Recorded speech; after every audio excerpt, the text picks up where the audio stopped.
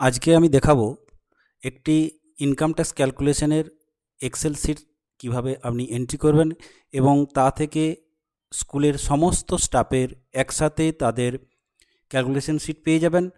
এছাড়াও আপনারা পাবেন ফর্ম 16 ওখান থেকে তৈরি করতে পারবেন। তো কোথা থেকে এই শিটটা পাবেন প্রথমে একটু দেখে নিন। আপনার মোবাইলে প্লে স্টোরে যাবেন, প্লে স্টোরে যাওয়ার পরে ইনকাম ট্যাক্স ক্যালকুলেটর লিখবেন।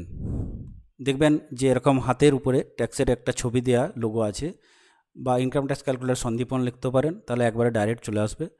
এটা লিখলে এই অ্যাপসটা কিন্তু আসবে। এই অ্যাপসটা আপনারা ইনস্টল করে নেবেন। তো ইনস্টল করে নেওয়ার পরে এই অ্যাপসটাই শুধুমাত্র যে এক্সেল শিট আছে তা নয়, এই অ্যাপসটা ওপেন করলে আপনারা দেখতে পাবেন কত কী ধরনের ফেসিলিটি আছে।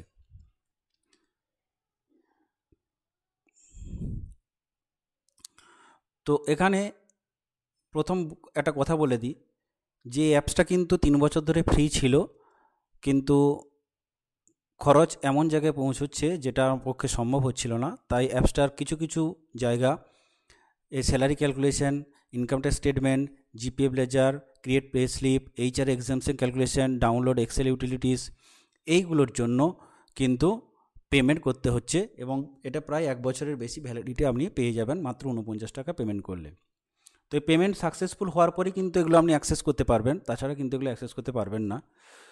তো প্রথমে আপনি এখানে চলে যাবেন ডাউনলোড এক্সেল ইউটিলিটিস, এখানেতে ক্লিক করবেন। এখানে ক্লিক করলে একটি ওয়েবসাইট ওপেন হবে। সেই ওয়েবসাইট থেকে আপনি এখানে দেখুন এক্সেল শিটগুলো রয়েছে। এখানে স্যালারি আইটেক্স ফর্ম 16 ভার্সন 1.1, এখানে আছে অল স্টাফ ফর বাঁকুড়া ডিস্ট্রিক্টের ফরম্যাটে একটা রয়েছে, এটা সমস্ত স্টাফের এখানে রয়েছে। আর একটা অল স্টাফের ফরম্যাট একদিনের মধ্যে আপলোড হবে, সেখানে সাউথ 24 পরগনা জেলার আপনি ইনকাম ট্যাক্সের যে ক্যালকুলেশন শিট সেই ফরম্যাটে কিন্তু করা আছে। তো বেশিরভাগ জায়গাতেই আরেকটা রয়েছে, এখানে এই এই ফরম্যাটটার মধ্যে কিন্তু আপনি পেয়ে যাবেন এই আইট্যাক্সের যে হিসেবটা আছে এই ফর্ম মধ্যে, এটা কিন্তু মুর্শিদাবাদের একটা ফরম্যাট রয়েছে। তো বিভিন্ন জেলার মোটামুটি ফরম্যাটগুলোকে এখানে রাখা আছে, তো তার মধ্যে আপনাদের কাজ হয়ে যাবে। তো আমি আজকে যেটা দেখাবো কিভাবে আপনি এটা ডাউনলোড করবেন। তো প্রথমে এখান থেকে এখানে ক্লিক করে এটা ডাউনলোড করবেন, অল স্টাফ বাঁকুড়া ডিস্ট্রিক্টটা হোক যাই হোক একটা ডাউনলোড করে নেবেন। এখানে কিন্তু ফর্ম 16 পাবেন না, এটা শুধুমাত্র স্যালারি স্টেটমেন্ট, এবং তা থেকে কিন্তু ইনকাম ট্যাক্স করতে পারবেন। এবং আরেকটা অপশন আছে, সেটা হচ্ছে যে আপনি এখান থেকে সমস্ত স্টাফের এন্ট্রি করে করতে পারবেন। তো এটাকে আমি ডাউনলোড বসিয়ে দিলাম, ডাউনলোডিং হয়ে গেল। ডাউনলোড হয়ে যাওয়ার পরে আপনি এটাকে কম্পিউটারেতে অ্যাক্সেস করতে পারবেন, কম্পিউটারে নিয়ে নেবেন এটাকে, বা এখানে মেনু থেকে শেয়ার এক্সেল শিট আছে, শেয়ার এক্সেল শিট করে কিন্তু আপনি মেলেতে ফরওয়ার্ড করে কিন্তু নিয়ে নিতে পারেন।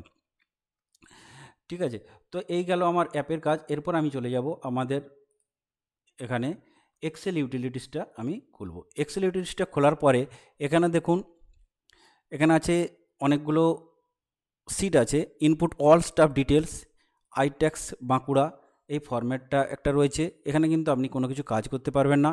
এখানে ইনপুট স্যালারি ডিটেলস, এখানে রয়েছে স্যালারি ডিটেলস, স্যালারি স্টেটমেন্ট পাওয়ার জন্য এটা একটা, এখানে স্যালারি স্টেটমেন্ট একটা দেওয়া আছে।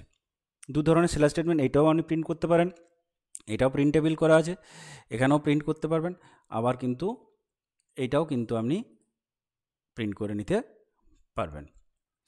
তো আমি দেখাবো অল স্টাফের ইনপুটটা আপনি কিভাবে করবেন, যেটা নিয়ে অনেকে বলছেন যে স্যার অল স্টাফেরটা কীভাবে হবে।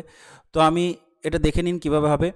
এটা এখানে আপনারা প্রত্যেক স্টাফের নাম, এখানে সিরিয়াল নাম্বারে কিন্তু আপনি ইনপুট করতে পারবেন না, এখানে প্রতিটি স্টাফের নাম কিন্তু আপনি এখানে পরপর এন্ট্রি করে দেবেন, নিচে নিচে নিচে নিচে প্রত্যেকটি কলাম কিন্তু রোগুলোতে কিন্তু এন্ট্রি করে দেবেন। এবং ওই স্টাফের তারপরে যে এখানে যে সমস্ত ওনার স্যালারি বলুন বা আদার যে সমস্ত ডিডাকশন বলুন, সেই সমস্ত যে কলামগুলো রয়েছে এখানে কিন্তু আপনি ফিল আপ করে করে যাবেন। প্রথমে আছে গ্রস স্যালারি প্রিভিয়াস এমপ্লয়ার।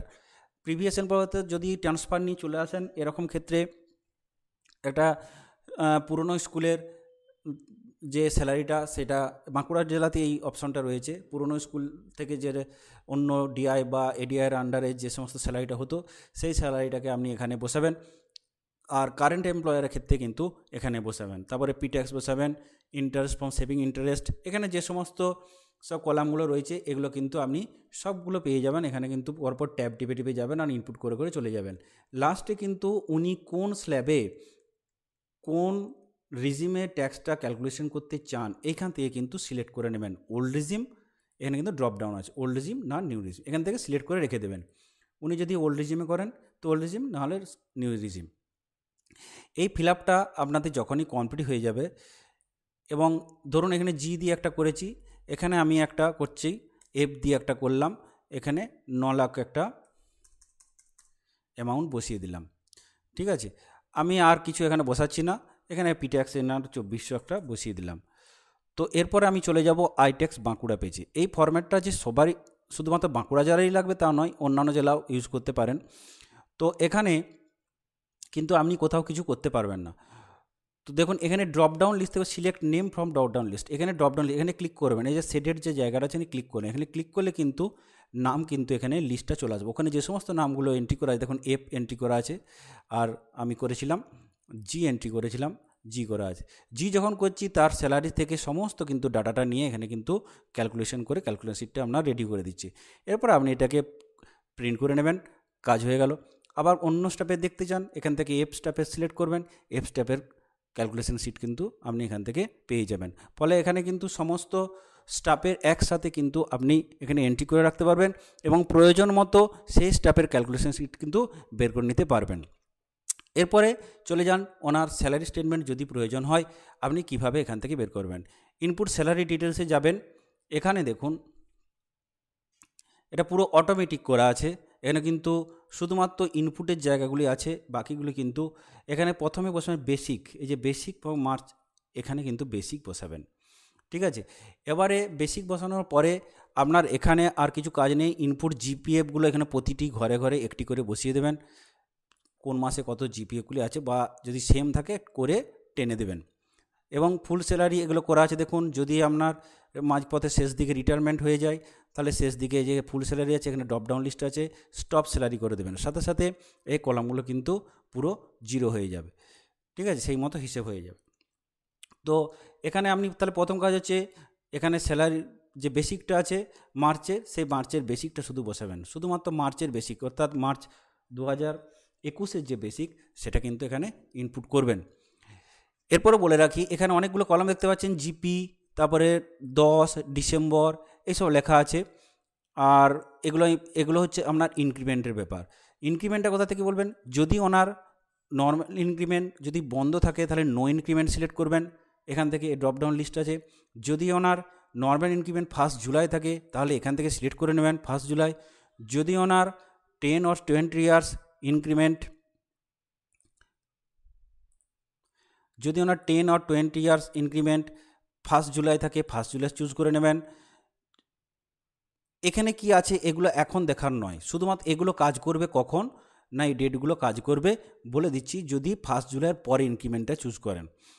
এবং দেখুন 10 or 20 ইয়ার্স আফটার 1 জুলাই, যখনই আফটার করবেন তখনই কিন্তু এখানে কোন তারিখে কোন মাসে আপনি ওই July, August, September, October, November, December এই মাসগুলোর মধ্যে কখন ওনার ইনক্রিমেন্টটা এক্সট্রা ইনক্রিমেন্টটা পেয়েছেন সেটা হিসেব সিলেক্ট করে নেবেন। অক্টোবরে ক তারিখ থেকে পেয়েছেন এক্সট্রা ইনক্রিমেন্ট ডেটটা, input date only after 1 July extra increment. ঠিক আছে, এখানে ডেটটা শুধুমাত্র বসিয়ে দেবেন। যদি ওনার জয়েনিং ডেট থাকে ধরুন 10ই অক্টোবর তাহলে এখানে কিন্তু 11 বসাবেন, এক্সট্রা ইনক্রিমেন্টের ডেটটা কিন্তু না, সরি, এখানে কিন্তু জয়েনিং ডেটটাই বসাবেন, জয়েনিং ডেট ধরেই করা আছে। যদি 10ই অক্টোবর জয়েন করে থাকেন তাহলে 10ই অক্টোবর কিন্তু বসাবেন। ঠিক আছে, তো এরপরে এটা আফটার 1 জুলাই গেল 10 or 20 ইয়ার্স। এরপরে এই জিপির ঘরটা বলে দিই, জিপির ঘরটা কখন করবেন না 18 ইয়ার্সের ক্ষেত্রে কিন্তু জিপিটা কিন্তু শুধুমাত্র নেবে, বাকি এখানে যাই থাকুক কোনো কাজ করবে না। 18 ইয়ার্স যখনই সিলেক্ট হয়ে যাবে তখনই কিন্তু এখানে জিপি, কোন জিপি যাতে 18 ইয়ার্সের জন্য যে এক্সট্রা যে গ্রেড পেটা চেঞ্জ হয়ে নতুন লেভেলেতে চেঞ্জ হয়ে যায়, লেভেলটা চেঞ্জ হয়ে যায়, তো তার জন্যে এখানটা এই পুরনো যে জিপিটা আছে সেই জিপিটাকে শুধুমাত্র সিলেক্ট করে নেবেন, পুরনো জিপি। ঠিক আছে, সেই জিপিটা কিন্তু সিলেক্ট করে নেবেন, তাহলে অটোমেটিক্যালি কিন্তু এখানে স্যালারি শিট তৈরি হয়ে যাবে। এরপরে বলে রাখি এই দিকটাই এখানে আর একটা জায়গা আছে যে ট্যাক্সটা আপনি যে কাটান মাসে মাসে, সেই ট্যাক্সটা কোথায় বসাবেন। ইনপুট ট্যাক্স এখানে নিয়ে গেলেই লেখা উঠছে enter your income tax deduction. এখানে প্রতিটা মাসে নিচে নিচে বসিয়ে বসিয়ে চলে যাবেন কত করে ট্যাক্স কাটাচ্ছেন। যতগুলো 12টা মাস আছে 12টা মাসের আপনি মোটামুটি বসিয়ে চলে যাবেন। যত 10টা মাসে বসাতে পারেন, 11টা মাসে বসাতে পারেন, 12 মাসে বসাতে পারেন, সেভাবে বসিয়ে নেবেন। ইফ এনি অ্যালাউন্স, যদি কোনো অ্যালাউন্স থেকে থাকে তাহলে এই ঘরটার মধ্যে অ্যালাউন্সটা কিন্তু বসিয়ে দেবেন। ঠিক আছে, তাহলে এই ঘরটার মধ্যে অ্যালাউন্সটা বসে গেল। অ্যালাউন্সটা যখনই বসে গেল সাথে সাথে কিন্তু এখানে স্যালারি স্টেটমেন্টে কিন্তু অ্যালাউন্সের যে জায়গা আছে এখানে কিন্তু চলে আসবে। এবার একটা কথা বলে দিই, এই নেমটা কোথায় এন্ট্রি করবেন। এই স্যালারি স্টেটমেন্টের নেম কিন্তু এখানে এন্ট্রি করবেন। নেম অফ দ্য ইনস্টিটিউশন করবেন, পোস্ট অফিস দেবেন, district, pin number, name of the employee, date of birth. Date of birth কেন দেওয়া হচ্ছে, অনেকে স্যালারি স্টেটমেন্টে এই অপশনগুলো থাকে, যেমন এই স্টেটমেন্টটাই দেখুন, এই স্টেটমেন্টটাতে সবগুলোই রয়েছে। আধার নম্বর, এমপ্লয়ি আইডি, তারপরে date of birth, PAN number, designation, name of the school, name of the employee. তাহলে এই ফরম্যাটটা যদি আপনি প্রিন্ট করতে যান তাহলে ওই জায়গাগুলো একটু ফিল আপ করে নেবেন। তাহলে এই হচ্ছে আপনার অল স্টাফের একটা ইনকাম ট্যাক্স ক্যালকুলেশন, এবং ইন্ডিভিজুয়াল কারো যদি স্যালারি স্টেটমেন্ট প্রয়োজন হয় তাহলে কিন্তু এখান থেকে করতে পারবেন। এরপর আমি চলে যাই, দেখুন আরেকটা সিটে আমি চলে যাচ্ছি, সেটা হচ্ছে যে ফর্ম 16-এর যে একটা সিট আছে সেইটাতে আমি একবার চলে যাচ্ছি কিভাবে ফর্ম 16টা হবে। কারণ ফর্ম 16 নিয়ে অনেকেই বলেন যে ফর্ম 16-এর একটা ফর্ম্যাট থাকলে ভালো হতো। এই একই নিয়ম, সবটাই একই নিয়ম, কোনো রকম পার্থক্য নেই।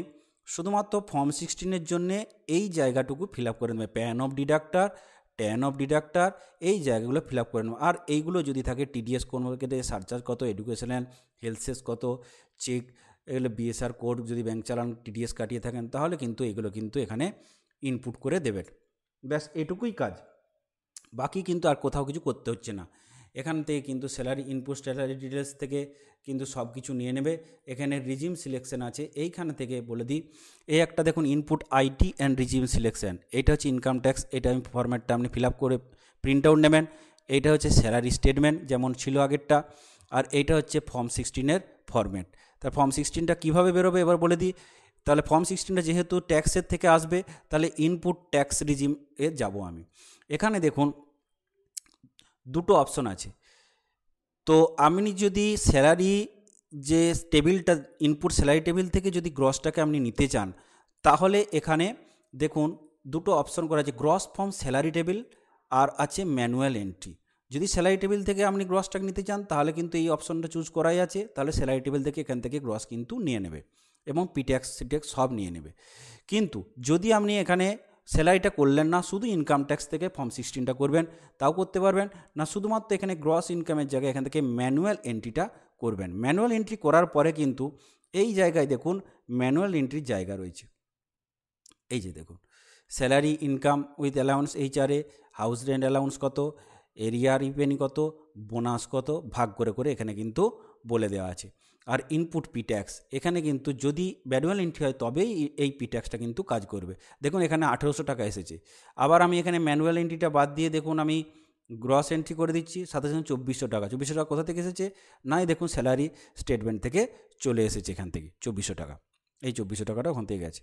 তাহলে এখান থেকে রিজিম ছিল। এবার কি করবেন না, আপনি এখানে ডিডাকশানগুলো যেগুলো আছে জিপিএফ, জিআইএস, এলআইসি সব হলুদ সেলগুলোতে কিন্তু আপনি এন্ট্রি করবেন, সাদাগুলোই হবে না। ঠিক আছে, তো এটা অটোমেটিক হয়ে গেল, এখানটা বসিয়ে দিলেন। এরপরে কি কাজ, আপনার কাজ হচ্ছে এখানে রিজিম সিলেকশন করবেন। ওল্ড রিজিমে আছে কত ট্যাক্স পড়ছে, 42,869। এবারে আমি এটাকে নিউ রিজিম করে দিলাম, নিউ রিজিম করে দেওয়া মাত্র পড়ে যাচ্ছে 33,884। ঠিক আছে, তো এইভাবে কিন্তু আপনারা করতে পারবেন। এবং এইটাই কিন্তু এখানে নিউ রিজিম করলেন, এইটাই দেখুন ফর্ম 16টা কিন্তু এখানে রিফ্লেক্ট হয়ে যাবে। ঠিক আছে, এই জায়গাতে কিন্তু চলে আসছে, দেখুন নিউ রিজিম চলে আসছে, এটা রিফ্লেক্ট হয়ে যাচ্ছে। তাহলে এখান থেকে আপনি ফর্ম 16টা কিন্তু বের করে প্রিন্ট আউট করে নিতে পারলেন। যদি এই এক্সেলটি ভালো লেগে থাকে তাহলে অবশ্যই অ্যাপটিতে প্লে স্টোরে একটি রিভিউ দেবেন, আর পে অপশন থাকার জন্য মাফ করবেন, কারণ আর সম্ভব হচ্ছিল না। ধন্যবাদ।